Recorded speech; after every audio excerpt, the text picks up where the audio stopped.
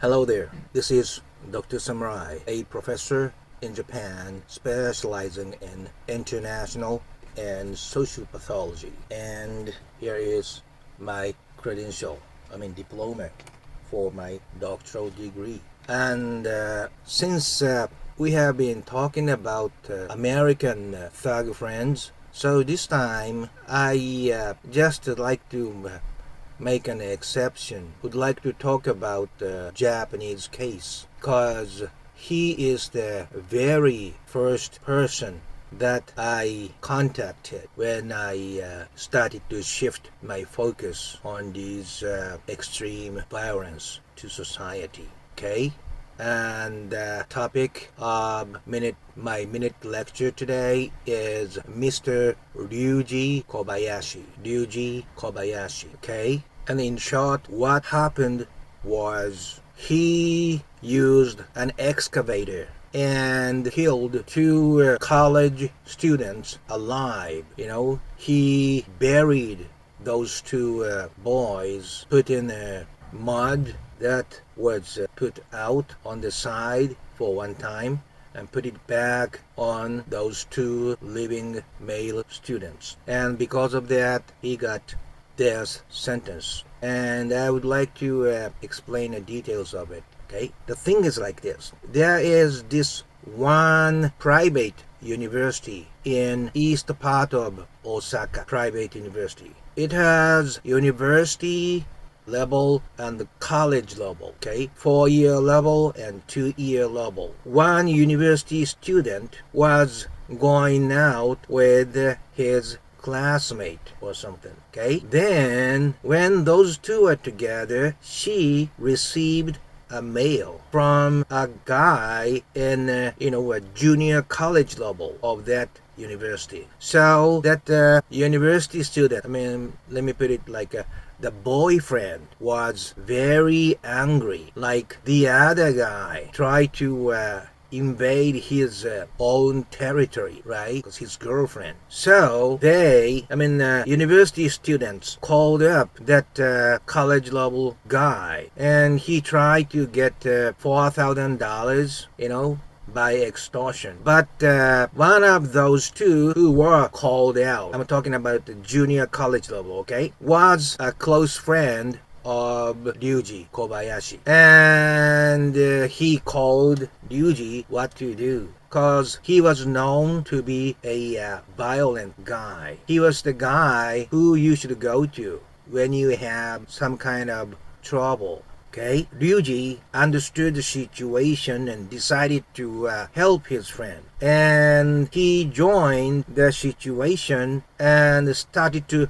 lynch on the university students who tried to extort money out of Ryuji's friends. Okay, so here is a university couple. It's a junior college guy. This guy contacted the girl. He was mad and tried to get the money from him. He talked to Ryuji, right? And now this junior college side is the one who had advantage over the university side. Okay, it switched, power shifted. This junior college side, including Ryuji, started to lynch this university side. And one of the guys said something like, okay, I'm going to call a yakuza friend. Probably he was bluffing to stop the attack. But Ryuji was known to be the man, okay? And that I'm gonna call yakuza friend, turn on head switch, Ryuji's switch. So,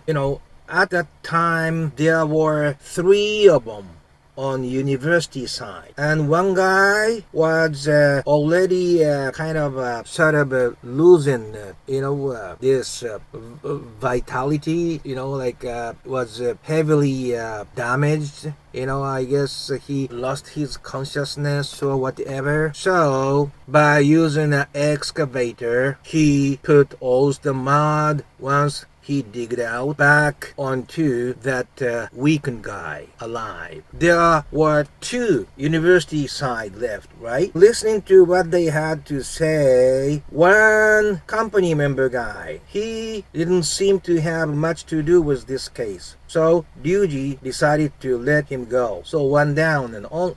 There's only one left, and this one already got severe damage on one of his leg, okay? And Ryuji at the time just kept consulting with his real yakuza friend, right? And this yakuza friend gave advice to Ryuji that it would be the best to kill the guy so that he's not gonna rat on you. So he followed his advice and he buried alive this bad-legged university student, right? So now two university students were killed, buried alive by excavator by Ryuji. That's pretty much it. The very next day, Ryuji called the guy who he let go of, and they took a credit card from those guys they killed and withdrew $10,000 by using their credit card. They also extorted the guy whom Ryuji let go of $1,000 the very next day. And in the end, this guy who was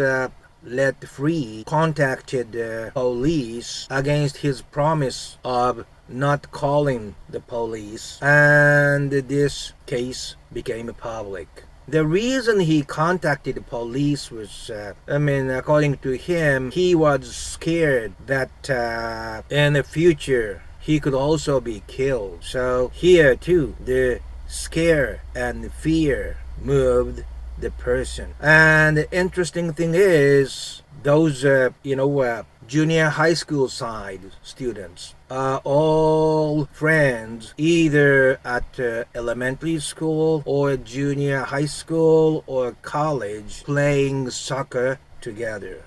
Okay, I think I explained the situation 80%.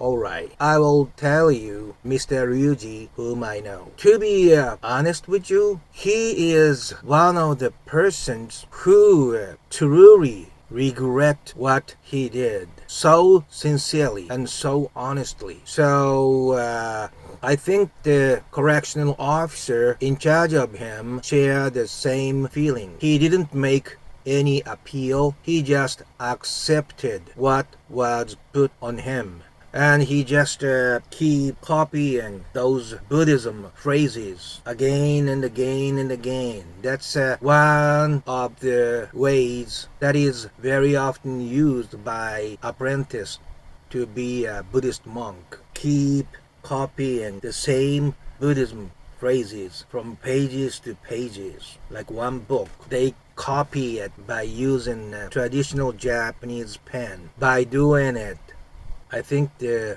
person is considered to be closer to like a zero, which is the sign of unification with the nature and the universe.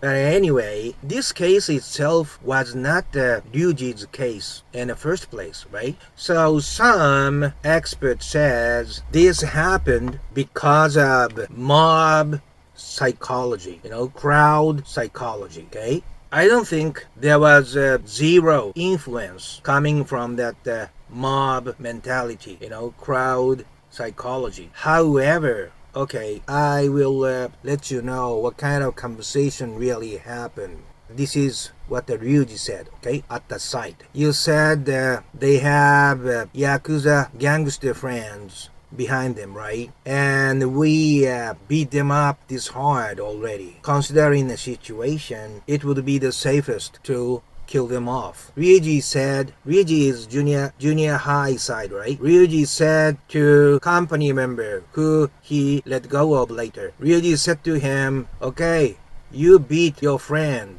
If you don't do it with full might, I will kill you too. And he also ordered the guy drop him in the hole that we digged. And the company guy goes, oh no, please, I can't do that. I cannot drop my friend into his grave hole To that, Ryuji said, "Oh, okay, I see. I feel very sorry to you. I thought I was gonna save you, but it looks like we need one more hole to bury you." And then he ordered another junior high student friend to dig another hole by the excavator. And that salary man, like a company member, goes, "Oh, please wait. This is the kind of exchanges that happened at the murder scene." But response that I got from him by letter was totally different. And he goes, "I feel deeply thankful to you, a teacher whom I have never seen before, for sending me a book and also a warm message. Thank you very much." That's what the Ryuji said. So those exchanges at the murder scene and the message written back to me are 180-degree different, And now let's look at Ryuji's childhood life. His father was a bad father, addicted gambler, and depending on how he won or lost, he, beat Ryuji. He let out his frustration on his son. And it is maybe because of that he developed interpersonal fear against other people. So when he was in elementary school and wanted to go to take a dump, he couldn't say that to the teacher, and he just did it. He couldn't hold it inside the classroom. Since then, he was under very severe bullying for many years. But at the same time, he was very appreciative to his mother, and when he reported to the police station with her, he said to her, "I was very happy born as your son. Please live longer and live a happy life for me." This is what he said to his mother inside a car to the police station. And this is my diagnosis. His father was aggressive, but most of the time he was not present in the family. Ryuji's family was the family almost without father, okay? And Ryuji being the oldest among the brothers, his mother was fully dependent upon Ryuji, as if he is in the place of his husband. And same thing was going on in Ryuji's mind, I think. I have to be strong enough to support my mother and my brother. He must have very strong obligation to protect his family as if he was the father. So he did not have a chance to live as a kid. He missed the chance of being a kid. Inside his family, he developed this mentality that once I am asked for something, I have to take care of it. I must take care of it at my level. He gradually developed thinking like that, I'm sure, And he was acting like that outside too. Human beings' persona is not that complex. Inside and outside a house, in Ryuji's case, was not much different. Although this can be unconscious, but he must have had extreme anger that came from long years of severe bullying by his peers, right? So this new character that he goes all the way once we ask him to do something. This strong character is the only way to go, and there was no way to go back to that bullied, weak Ryuji. Do you understand what I'm saying? Whatever happened, he must maintain this new character of enforcer. Okay, so to him, being asked by his mother to take care of his younger brothers and to be asked by his peers to take care of some business by his peers are the same type of things, same level of things, both of them inside or outside the family. Once somebody put it on him, he has to finish it. He must have felt that way. But I would like you to know, my dear audience student, psychologically, we human beings must have to go up step by step on the stairways of psychological development. If you miss the third step, you must redo the third step and have to clear the third step to go up to the fourth level. You can never skip one step, to keep going up. It crashes sooner or later, okay? Do you remember that Monster Cody, the legendary Crips member, once said he felt like he was a little kid although he is way older, probably because he missed a chance to talk to his parents when he was young? That's the same thing. So there was this big hollow inside Ryuji's and also Monster Cody's mind or heart. This hollowness, this empty big hole inside. And you must also know the guy who called Ryuji for help was the only one who became a friend when Ryuji was being bullied. So considering Ryuji's mentality, he felt he owed his friends a big one, and now is the time to pay him back. In short, once you establish certain character, there is this social pressure that you must act accordingly to the expectation by other people. Do you understand? Even if it is against your true feelings. Once you become adult and establish your own character and personality, you must act that way against your will. And I have seen so many cases with incarcerated yakuza members who was entrapped in such a situation because he is a yakuza gangster. Other friends ask him something and he has to do something radical to live up to their expectation, and that's the only way he believes he can live in his territory. And that sometimes put him in a very long sentence. But having this big hollowness inside, once he did what he did, answering expectations by others, and put incarcerated in an isolated cell in prison, I think that's the time he recognized for the first time that without playing the role that other people expect him to be, he could not live being respected by others, especially after having experienced that severe bullying. It was especially like that after he could not hold himself in an elementary classroom.